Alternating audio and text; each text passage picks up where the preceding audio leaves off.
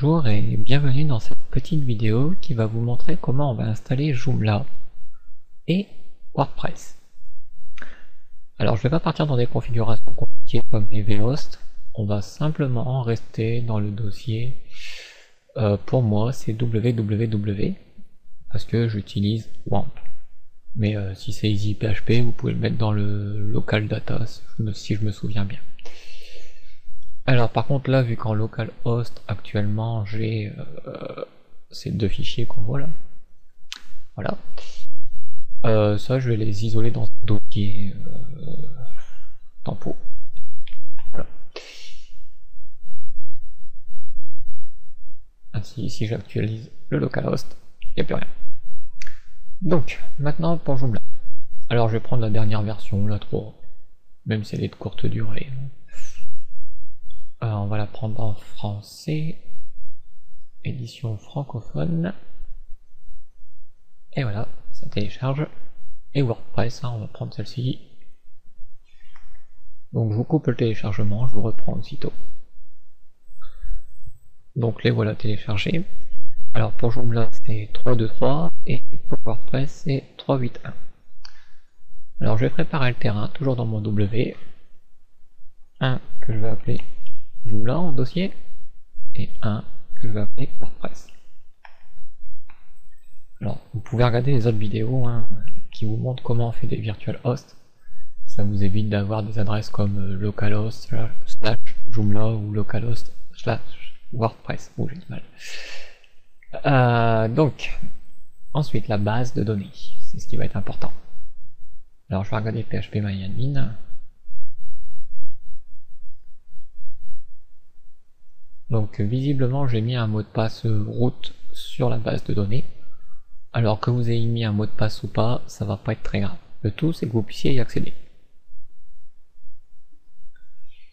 Hop, non permis. Comme mon avis, il n'y a peut-être pas de mot de passe alors. Voilà, il n'y a pas de mot de passe, c'était root.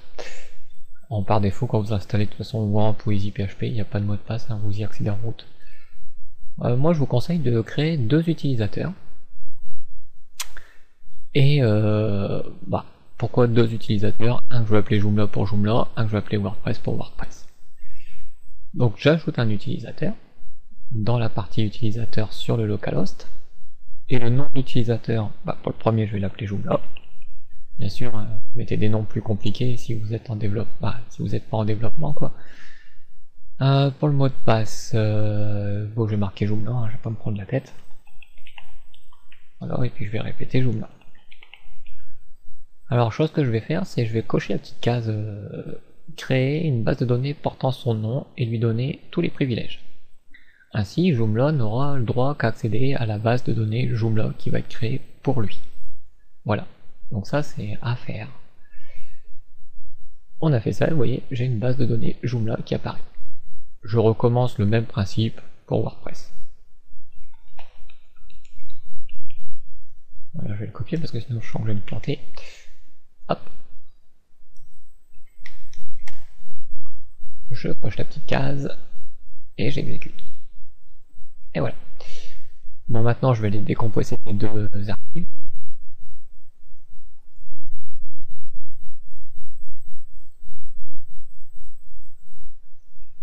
Alors je pense que ça devrait aller vite, donc je vais peut-être pas couper la vidéo pour ça.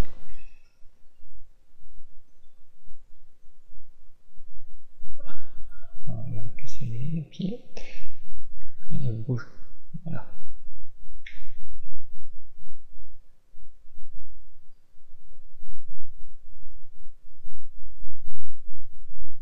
Donc visiblement WordPress il l'a fait. Il reste plus que Joomla. Alors pour ceux qui suivent mes vidéos, je suis désolé en ce moment, je fais pas trop de vidéos, mais je me sens pas très bien en ce moment. Là c'est parce qu'un utilisateur m'a demandé cette vidéo. Il n'a pas demandé directement, mais bon. Comme c'est une petite vidéo, voilà, je peux me permettre de la faire quoi. Mais je pense à vous, vous inquiétez pas.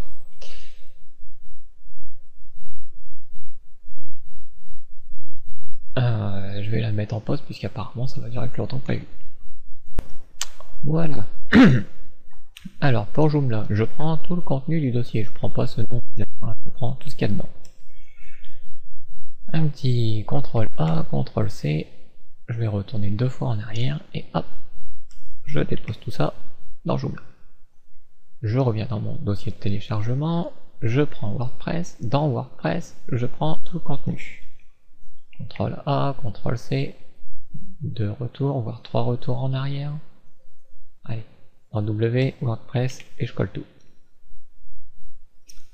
Et voilà, je suis prêt pour l'installation de ces deux CMS.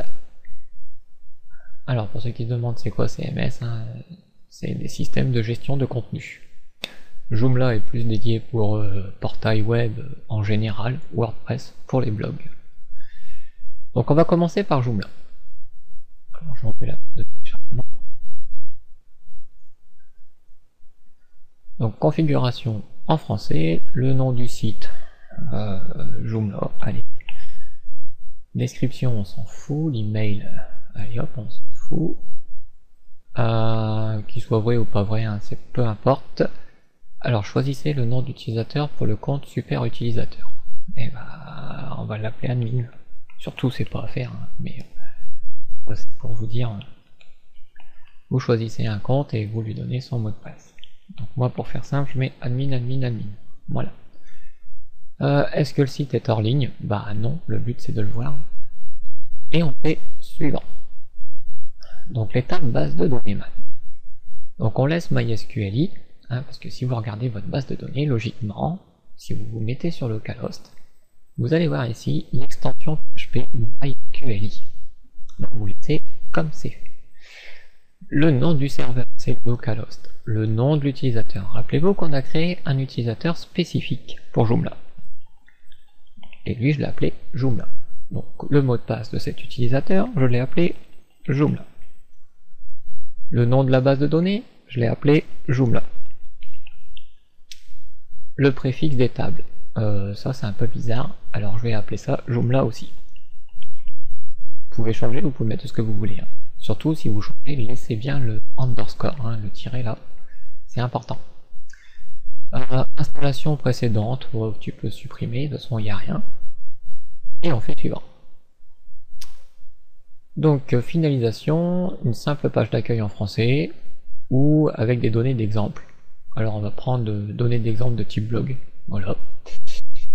Envoi de configuration, si on veut avoir un email, bah surtout pas parce que l'adresse elle n'existe pas.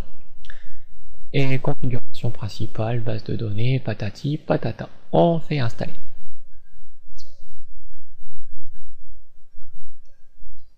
Et on patiente. Un tout petit peu.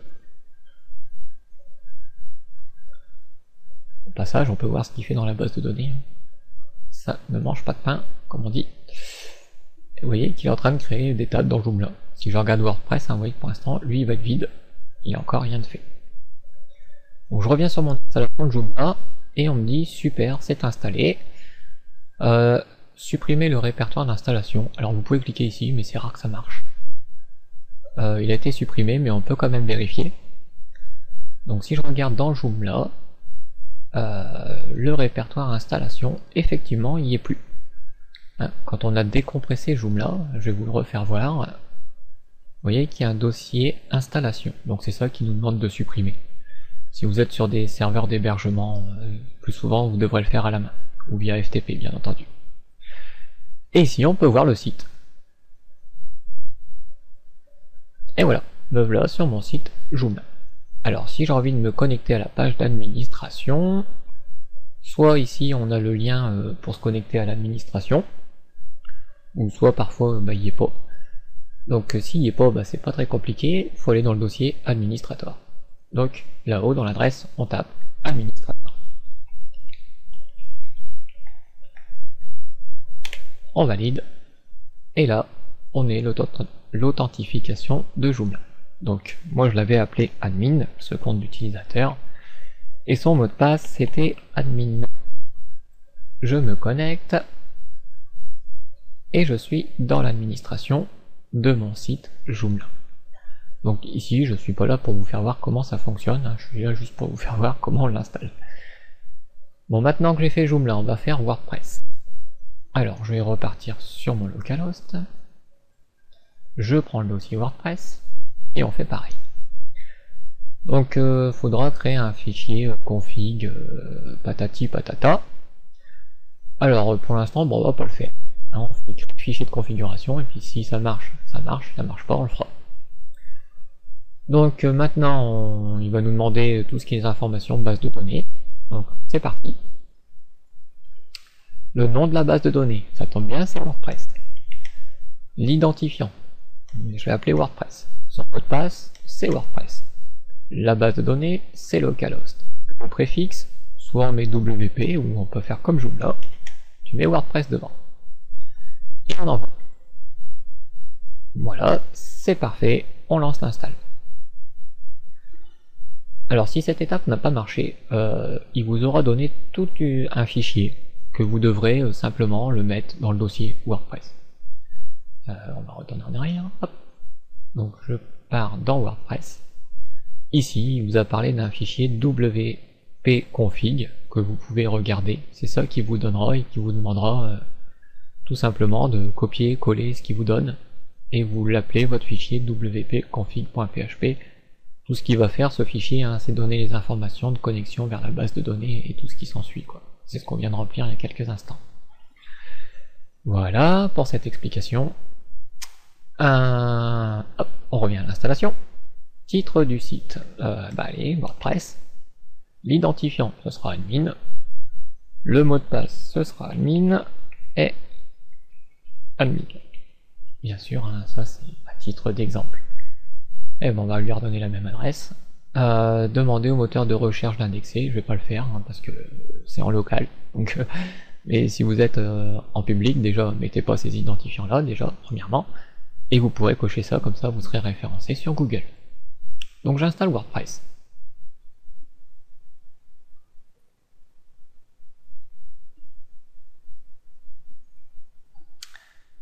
Super, quel succès. Donc si vous voulez connecter, ce sera admin et le mot de passe que je lui ai donné. Voilà, je me connecte. Parfait, il me remplit admin, je me connecte. Bon, j'imagine que c'est admin. Hein. Si c'était pas ça, on l'aurait écrit nous-mêmes. Donc dans WordPress, la première fois, vous arrivez directement dans le tableau de bord. C'est l'administration en fait.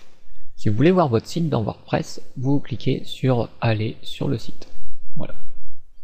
Et ça, c'est la partie visuelle du site. Donc, comme je vous ai dit, WordPress, c'est un blog. Donc ça vous permet de créer votre blog.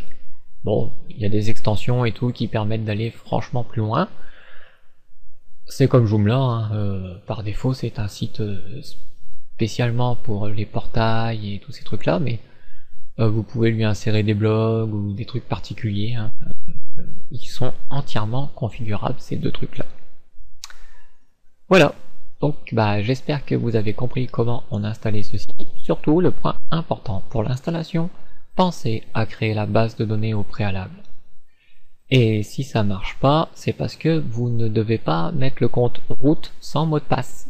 Il faut un mot de passe. Donc soit vous mettez un mot de passe à root et vous faites l'installation avec root, mais en général vous devez créer la base avant de faire l'installation. Et en général, vous mettez un utilisateur comme j'ai fait, avec des droits spécifiques pour cette base. D'ailleurs, la preuve, je vais me déconnecter. Et là, je vais pas y accéder en route, mais en tant que Joomla. Parce que j'avais créé un utilisateur Joomla qui portait comme mot de passe Joomla. Et si je me connecte en tant que lui, dans phpMyAdmin, il a accès qu'à la base de données Joomla. Donc les autres, c'est des bases, on s'en fout, mais il n'a pas accès à WordPress par exemple. C'est ce que je voulais vous faire voir. De même qu'ici, si je mettais WordPress,